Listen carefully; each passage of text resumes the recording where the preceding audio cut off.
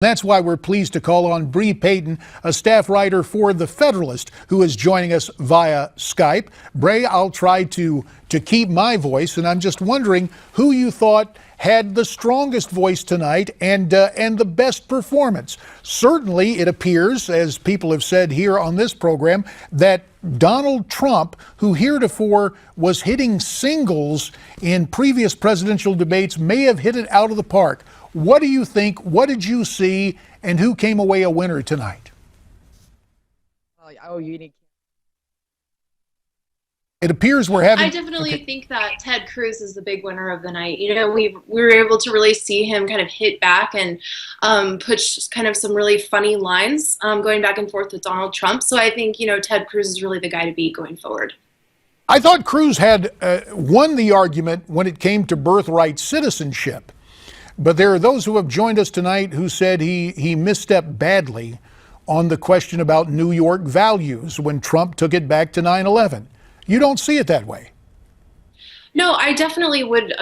I think that Ted Cruz definitely won that point. You know, I think for a lot of Americans who are, you know, watching the debate from all over the country, when they think of, you know, New York values, they definitely, you know, don't think of the most morally upright individuals, if that makes sense. So I think, you know, his point of saying, you know, that that Donald Trump definitely kind of emulates New York values.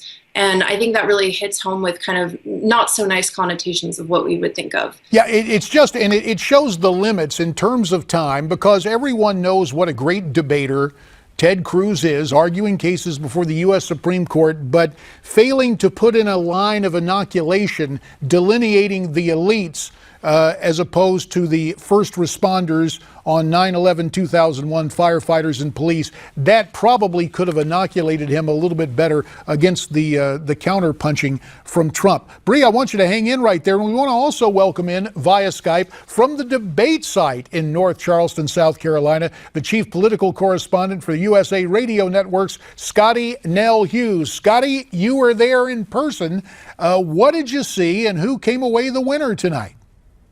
Well, I think they all had great points. They all got their sound bites in, and that's a good thing for the GOP. Now, if you sit there and you look on social media and you listen to Around the Spin Room, the people say that actually towards the beginning, it looked like the GOP was going to lose. You did not see the unity in these guys. They all wanted to go against each other.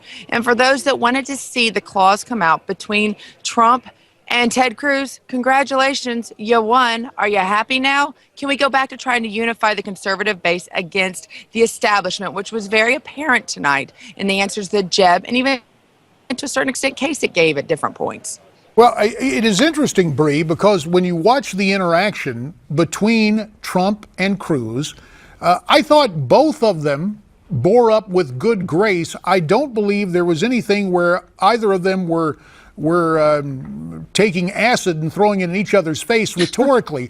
I thought it was a passionate debate, but it remained civil, and I thought it was even interesting, Bree, to hear the talk about combining those two on one ticket from both of those candidates. I thought that was really interesting as well. And I think, you know, we'll probably hear a little bit more about that going forward. But I think that this debate was definitely the best debate so far. You know, we had a lot of drama and fun, and, you know, it was really entertaining debate to watch. But we also, you know, hit a lot of really important points. And we got to hear a lot of the nitty gritty of the tax plans from several of the different candidates, as well as, you know, kind of firmer clarifications on their immigration stances. So I really think that, you know, we did get to hear a lot about the specifics of what candidates want to do and what they plan to do. But we also, you know, we got to have fun when we were watching it. So I think this is really the best debate so far. You had fun watching it in Washington. Scottie Nell, I can just tell by her expression, had fun watching it in Charleston, South Carolina. Ladies, we thank you for your time very much.